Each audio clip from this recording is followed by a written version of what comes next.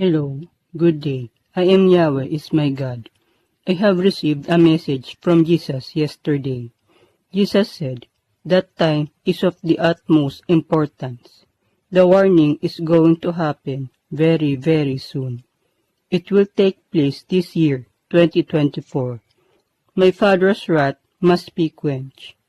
If man will not repent from their sins, a severe punishment will happen. During the warning, time will stop, literally. Everything will stop moving except for mankind. The sun and the moon will stop moving. The animals will stop moving. The water will be in suspended animation. Vehicles and electronics won't move. Everyone will